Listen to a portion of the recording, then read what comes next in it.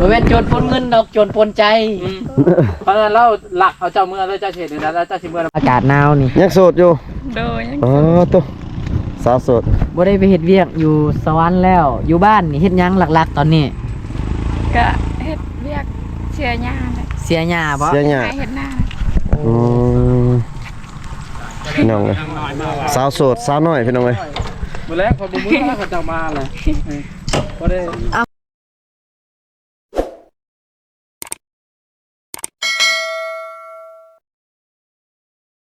๋อตัวพี่น้องเลยหลังจากทีมงานเฮาเนาะ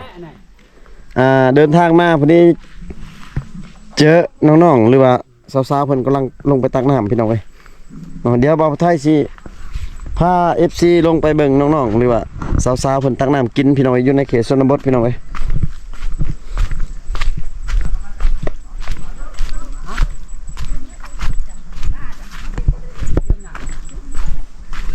เดี๋ยวบ่าวไทยสิลงเบิ่งสาวๆเพิ่นตักน้ำพี่น้องเอ้ยคลิปนี้ก็สิพา FC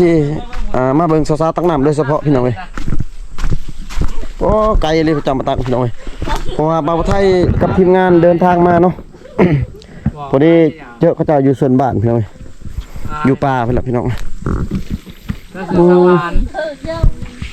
อันนี้หมูดุดพี่ วาน น้อง ชมสื่ออยู่บ่วานชมสื่ออยู่บ่จ้ะสวรร อ๋อ ค์ ตักน้ำพี่น้องชู สวรรค์เสาเล่ สบายดีพ่อสาว สบายดี สบายดีโอ้สาวยังก็ชื่อยังก็ในก็เอาตะวิดชื่อยังก็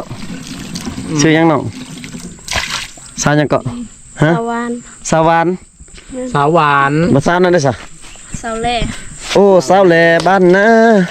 เจ้าสวยเด่น เสาแหล่เนาะเสาแหล่บ่หรือว่าเสาแหล่ สาวแหล่บ่โอ้ เสาแหล่บ้านนา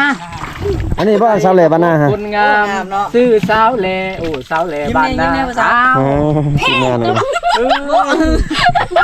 เอ้าโอ้สาวแหล่บ้านนาว่าซั่นนี่นะ ตัวกระจอกตักน้ำพี่น้อง งามเป็นงามผู้สาวแหล่นี่ น้ำกินบ่อยู่จ้ะน้ำกินต่างหาก ชื่อน้องมาตักเบิดบ้านบ่น้อง น้ เบิดบ้านบ่ ำโอ้ โอ้ เบิดบ้านกินน้ำอันนี้ ทั้งสองเลย คือว่าฝนตกคือว่าน้ำไหลลงอยู่นี่บ่แม่นบ่ เสียงดังตัว ว่าอัน อ๋อ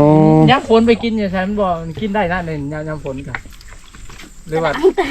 บ่ยามฝนตกมันจะขุ่นบ่น้ำเนี่ย คุณบ่ยามฝน ยามบ่ลงมีอันตะการบ่ แน่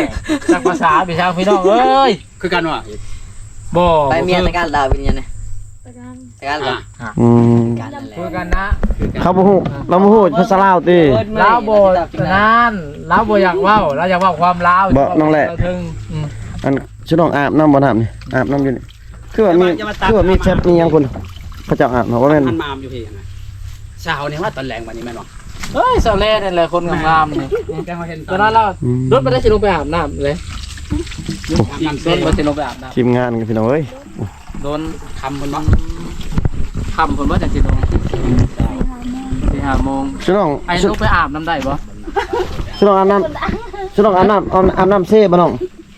อาบน้ำเซ่บ่ แมน โอ้ตอนแรกอาจสิไปอาบน้ำก็ได้ติได้บ่ ได้ปะพวกนี้มาได้แล้ว ได้เนาะน้องวานเนาะโอ้น้องวานจือเด้อน้องว่าได้เด้อ ได้น้องวานว่าได้แต่น้องแร่ได้บ่น้องแร่ น้องแหล่ได้บ่ ได้อยู่บ่ นะ ตาดังแสดงว่าบ่ฮู้เพิ่นว่า ได้เพิ่นบ่อยากพาเว้าซื่อ ตอนแรกอาจสิไปเบิ่งฉลองอาบน้ำ นะไอ้อยากไปหุกขี้ไข่ให้ได้บ่ไปทูหลังให้ ทุลังให้เนาะ ทูหลังให้ได้บ่นี่ผู้สาวก็คืนอีก ฉลองไปใช้มื้อนี้น้องไปชวนบ่ มาที่สวนบ่ เสียหญ้า บอกเบิ่งสิถามนี่คือว่าตักไปสิว่าเอากระตุกจมแล้วบ่ได้บ่ เอามันตื้นเด้มันตื้น มันตื่นมันตื่นบ่ลงบ่ได้บ่กระตุกนะ บ่น้องหมูบ่ลงมาอยู่นี่ฮะอันนี้บ่ตะนะ แม่นหอยหมู อลีป่าหรืออลีบ้าน หมูป่าบ่หมูบ้าน หมู่บ้าน มันก็บ่ใส่แหวเอาซะเจาะเร็วนะ ครับหมู่เขา หมูเขา เขา หมูเขาก็เฮาใส่กิน หมูเขาคั่วกินได้บ่ สะแลยิ้มแน่ สะเล น้ำสาด ชาวแร่เลยชาวแร่ เรียกอีกบ่ น้ำไหลลงมาอยู่นี่ บ่ไปเลย แต่ บ่ น้ำ หมูดุด แห้งไปไหนเนาะ หมูดุดอีกท่านนี่พี่น้อยผู้แต่ถึง อยู่บ้านเลย น้ำนี่น่าจะ ปลาบ่ดุด น่าจะเปื้อนอยู่ เอา พี่น้อย คือว่าตอน เบิ่ง นั้นก็ น้ำ มาจะเอาผัว เบิ่งน่าจะเปื้อนน้ำ บ่มีบ่เอาบ่อ้ายเอาบ่ โอ้จะเอาอายบ่ เอาอ้ายบ่เอาบ่ อายจนสิเท่าแล้ว อาจจะสิเฒ่าบ่น้อง ไอ้เฒ่าเดี๋ยวเอิ้นเฒ่าแล้วได้อ้ายนะคำหนึ่งก็เฒ่าสองคำก็เฒ่าเดี๋ยวเอิ้นในนั้นนี้ จะไปเรียกสวรรค์หมดตอนแรกแม่นบ่ ไปเคย ไปเฮ็ดเรียกอยู่โรงงานตัดนิดอยู่สวรรค์นะ เคยไปเฮ็ดเวียกอยู่สวรรค์บ่ เคย เออ เฮ้ย กับไผน้องไป ยังไง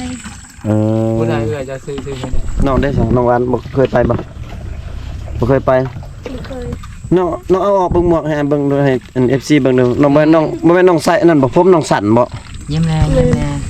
ดึงออกเบิ่งดูออกให้เบิ่งดู ผมสั่นได้ผมบักยาวนึงนะ เดี๋ยวออกให้เบิ่งดู ครับโอ้ยำผับเลยว่าซาเล่นี่ ให้ออกก็ได้ติ ช่วยประจำหมู่ เอาก็ได้เนาะเบิ่งให้ออกให้เบิ่งโอ้พี่น้องผู้สาวบ่งามพี่น้องเอ้ย ไม่ใส่งามแถบ น้องเนี่ยใส่หมวกบ่ให้ FC ได้เบิ่งพี่น้องเอ้ย เสียงขา อืม หมดเตะกันแล้วพัก เดินทางมาพอดีเจอน้องๆเพิ่นกำลังมาตักน้ำพี่น้องเอ้ยก็เลยแวะมาหาซิน้อง ภาษาอันนั้นยังก็ชนเผ่าเพิ่นเอิ้นอย่างในบ้านตางน้ำกิน ชาวแซ่บอยู่บ่น้ำสาง บ่กล้าซิมนะเพิ่นบ่ซิมให้ หวานแล้วมันเป็นจังไง อันนี้เฮิร์ดว่าเด้อเนาะ ลองซิมึงดู น้ำยังก็ เด้อร่างบนเลยมันไม่สดจับมันไม่สด น้ำยังน้องคือน้องเอิ้นนี่น้ำล่อบ่ แมนน้ำล้อ ฮะ น้ำหลัก น้ำล่อบ่ น้ำล้อ น้ำยังจ้ะ น้ำซ่า น้ำสร้างโง่นั่นอีก น้ำยังไง น้ำล้อ เออ บ้านคอยบ้านเข้า บ้านเขาบ่ บ่อ แมน น้ำออก น้ำหลอก บ้านคอยกับน้ำสร้างคือกัน น้ำออก น้ำรอเลย น้ำมันไหลออกนั่นนะฮะที่มันไหลออกจากดินนะ ให้หวานภาษาหัวเลย น้ำบ่อพี่น้องเอ้ย พอเจ้าหมักแต่ว่าน้ำออกนี่ว่ามันคือว่าหมักน้ำออก น้ำบ่อพี่น้องเอ้ย หมักน้ำบ่อ โอ้มีปลาหน่อยพี่น้องปลาหน่อยเพิ่นตัวหนึง เพื่อนบ่ ปลากังบ่ เจ้าบ่ได้ไปใส่บ่ปันนี้ไปจะไปเล่นนั่นอยู่เพื่อนได้บ่ เอ๊ะ ได้บ่ได้โอเคได้สิหนังกำลังเด้อสาเลคนงาม ได้นี่คือสิบ่ได้ก็ว่า ได้เนาะเลยเนาะ ได้บ่แหละช่วยสิไปได้ ได้บ่สาเลว่าสิไปเล่นนั่นอยู่เพื่อน ได้ ได้โอเค เอาดิใจจะไปเปิ้ลใจดอกสวยมันเด็ดเด็ด น้องก็ถาเราก่อนแหละ งามเลย ถ้าเป็นน้องกัน ถากันไอ้น้องกันเนาะอ้ายก็เป็นไอ้น้องกันไอ้ จึงหาไปก่อน เอาเลยดูก่อนไป ไปมือก่อนไปไปสิว่า เอาเปิ้ลไว้เด้อ จ้างก่อนนะ ปลารถ สาวก็ได้ทุกคนเวลาอายมัน จุเจ้าเมื่อก่อนสิคอยอยู่2คนก็ได้กับน้องหวานก็ได้ เอ๊ะ บ่ ระยาม บ่ป้าเด้อครูบ่าววัดก็ได้จักคนนี่4เอาแบ่งกันเมื่อ2คนอยู่2คน เมื่อ2อยู่2เด้อ เมื่อ2อยู่2 สางเอาน้ำมันออกบ่อ เด้ออันนั้นเลย น้องเพิ่นเกียมสิหาบน้ำเมื่อ เอากินข้าวปุ้นแล้ว จู่เด้อเกาะเด้อ จูย่อง จุ่มโต๊ะเลย จูย่องเลย เกาะประเนยเลยอันนี้ว่าประชาชนทุกคนเฮานั่น เปาะมาเนยก็จูมาเนยแล้ววะ ไปเมื่อ ใครสิจูน้ำก่อนจูน้ำหลัง เอาเจ้าตา เดี๋ยวก็โจรล่ะ นี่เนี่ยเด้อ บ่แม่นโจรปนเงินดอกโจรปนใจ เพราะฉะนั้นเราหลักเอาเจ้าเมื่อแล้วเจ้าเฉดแล้วเจ้าสิเมื่อลำลายอยู่บ่อีก ใส่ วัน ตุ๊ก วันนั้นนะ ใส่ขวดน้ำมันจึงใส่ขู่ก็มาเอาขู่ตักแล้วบ่ได้น่ะ แน่เจอผู้บ่าวเห็ดเส้นใช่ปะ บ่ให้ใส่ขุเลย ใส่ขู่เลยหนักบ่บักเอาขู่ตักเลยนะ ผู้มาตักมาเลย โอ้ถ้าเอา ตอนนั้นเป็นโลถ่ายเนี่ยนะ เอาน้ำใส่อีก แล้วท่านนี้แล้ว แห้งหนักใหญ่เลยมีน้ำควรตักน้ำใส่ แล้วท่านนี้แล้ว มอมเจอเปลี่ยนเลย แล้ว ท่านนี้นะ มีญาตินี่บ่ เปาะเลยเปาะตะกี้มอมเจอ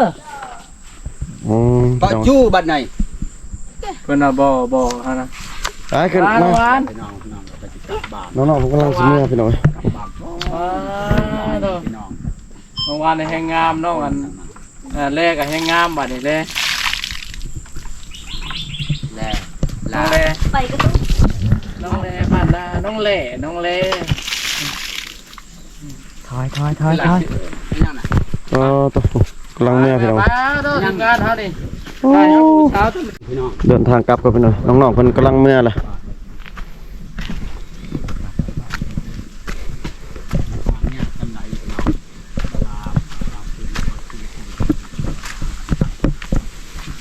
เท่านั้นเลยพอสิตั้งน้ำกันไปซะล่ะ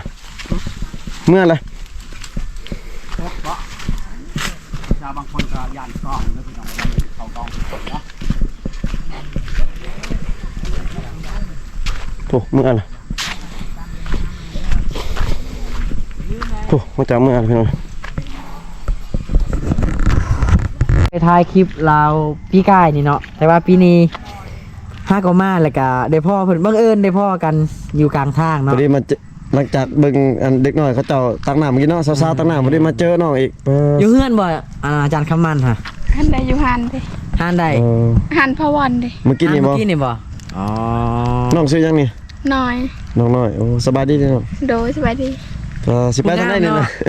บ่ได้ไปเฮ็ดเวียกเลยบ่เดี๋ยวนี้ คืองามแท้ บ่นะ บ่ได้ไปแล้ว เจออยู่กลางทางเลย ห พี่ รือ น้อง ว่าบ่ได้ติดต่องานเลยบ่ได้ไป บ่มีงานแหละ มาเจอน้องอยู่กลางทางเลยหลังจากมาเบิ่งน้องๆเพิ่นตัก ยัง น้ำ ในมือฮะอากาศหนาวนี่ ยังโสดอยู่ โดย ตัวสาวโสด บ่ได้ไปเฮ็ดเวียกอยู่สวรรค์แล้วอยู่บ้านนี่เฮ็ดหยังหลักๆตอนนี้ ก็เฮ็ดเวียกเสียหญ้าแหละ เสียหญ้าบ่ เสียหยา ให้เฮ็ดหน้า พี่น้องเลยสาวโสดสาวน้อยพี่น้องเลย มื้อแรกพอบ่มื้อแล้วเขาจะมาเลยบ่ได้ อ้าวแสดงว่าบ่ได้พ่อกันบ่หมู่บ้านเราไปนอนอยู่เฮือนเจ้า บ่ค่อยว่าค่อยไปเฮ็ดไปงานที่สิเทอมูไปเล่นดอง อ๋อ ไปเฮ็ดเวียกอยู่พุ่น บ่นะไปเล่นดอง ไปดินดอง ก็ดินดอง น้องมาแต่ไสสันนี่น้องมาแต่ไสเมื่อกี้นี่ เราสิซื้อยา บ่ สระหู ยังมี เออ มีผู้ชายเจ้าคนอยู่ในบ้าน บ่จักอะไรค่อยหากับมือหากับหอดเมื่อกี้ อ๋อ มันจะว่าวันนั้น เอาพรไปนอนป่าเอาไปนอนป่าอย่าให้นอนเฮือนเข้าใจบ่ พี่น้อง โอ้จักจะมายังนอนเฮือนน่ะ โดยสบายดี สบายดีมาแต่ทางใดเดี๋ยวนี้ไปไปนอนเพื่อนนอนยังอยู่เพื่อนสินอนอยู่ป่านี่โอ้บ่บ่ฮักมาบ่ โอ้งามเป็นอะไร ได้ เดี๋ยวนี้ ล่ะผู้บ่าวอ่ะจังซั่น บ่มีนะ บ่มียังโสดอยู่บ่โสดแท้อยู่บ่ ก็ไปเฮ็ด YouTube ใหม่บ่ได้เฮ็ด YouTube ดนแล้ว โดยสุด100%เลย ส่วน100%เลย แล้วว่าแล้วก็เจ้านะเบิ่ง นี่ก็คนสาว เขาเหยียบคอนะ น้องไปเฮ็ดเวียกมาไปเฮ็ดเวียกยังน้อง เห็นเรื่องยัง สาวอย่าขายผู้สาวดิ เฮ็ดเวียกยังตัดเย็บบ่ บ่ได้เฮ็ดได้ไปงานเลย อ้าว พี่น้องไว้สาวน้อย คนซื้อวงอยู่บ้านบ่ อยู่บ้าน ยังบ่สาวบ่ ชนเผ่ายังนี่น้องชนเผ่ายัง เราไปให้บ่ มังกร ไปให้แล้วไปดำ บ่แม่นชนเผ่าตะโอ้ยบ่แม่น ไปให้ไปแล้ว จังหวะ สาวที่ ชนเผ่ามังกรพุ่น ลุ น่ะ งยังเกาะ ตัวนี้เป็นชนเผ่ามังกรบ่ แม่นเพิ่นว่าชน แล้ว เผ่า ตักน้ำมันว่าบ่แม่นจนเผามาของจนเผายังกับมัน ชนเผ่าปน พ่น จะสับปน แล้วว่าป่น ปนกันเลยเนาะ โอ้ย ชนเผ่ามังกรกันแล้ว โอ้ยแล้วมีส้นเผา มังกรพร้อม ตรีแล้วก็ส้นเผาพ่นถึกเลยนะพ่นนี่ยังส้นเผาถึก ชนเผ่าลายชนเผ่าเนาะน้องเนาะอยู่ในเนาะ เผาก็ถึก ยกเว้นชนเผ่าที่คน จะปลดหมวกแห้งงามค่อยสิบอกให้นะ น้องยังบ่มีผู้บ่าววะน้อง ยัง ตุ๊ยังโสด คนเด้อ ผู้บ่าวจะมีแฟน แฟนก็บ่มีนะ แฟนก็บ่มีผู้บ่าวก็บ่มี ก็คือบ่มีคนล้มเนาะเอาว่าทีมงานช่วยนี่เอามักผู้ใดนี่3-4 คน ผู้ใดนี่ มักเบิด มักมาเลยจัดไปเพิ่นเอ้ย เสียบปัก10 จัดมาเลยนะ คืออ้ายก็มักบ่ มักเบิด บ่ได้มักแล้วเฒ่าแล้ว เท่าแล้วเท่าแล้ว อยู่ไสเลยเฮือนน้องนะ ญี่ปุ่น พาสุอันไปเบิ่งดูติเฮือนน้อง ไป ไป ไป ไปอาบน้ำเลย สิได้ไปเบิ่งน้องอาบน้ำบ่จักมื้อนี้ โอ้ย โอ้เจออยู่แคมป์ทางเพิ่นเอ้ย บ่เจ้าอาบน้ำก็ถ่ายได้บ่ตอนเจ้าอาบน้ำ ถ่ายก็ได้ติไปเบิ่งน้องอาบน้ำได้บ่ช่วยไปเบิ่งน้องอาบน้ำได้ติ ได้ ไปซะ หาหมู่มาตืมอีกแล้ว หาหมู่ไปอีกไปนำเนาะมีหมู่ไปนำพี่น้องเอ้ย ไปกินข้าวกินน้ำก่อน ก็สิพา FC ไปเบิ่งน้องเพิ่นพี่น้องเอ้ย กินข้าวกินน้ ไปเบิ่งอาบน้ำไป ำ เบิ่งน้องเพิ่นอยู่เฮือนพี่น้องเอ้ย กินบนข้าวเลย พี่น้องเอ้ยหลังจากทีมงานเบิ่งสาวๆอยู่ในเขตชนบทเนาะพี่น้องตักน้ำแล้วก็มาเจอน้องเพิ่นอยู่แคมป์ทางพี่น้องเอ้ย ก็ทางทีมงานก็สิได้ขอเดินทางไปต่อพี่น้องเว้ยเนาะเดินทางไปหาสาวๆอยู่ในเขตชนบทต่อพี่น้องเว้ยเนาะก็คลิปนี้ก็บ่าวผู้ไทยก็สิได้ขออนุญาตปิดคลิปไว้เพียงเท่านี้ก่อนพี่น้องเว้ยเนาะสำหรับคลิปนี้ก็ขอปิดคลิปไว้เพียงเท่านี้ก่อนพี่น้องอยู่ดีมีแฮงเบิดสุขสุขคนพี่น้องเว้ยบ๊ายบายพี่น้องเจอกันอีพีต่อไปพี่น้องเว้ยเนาะ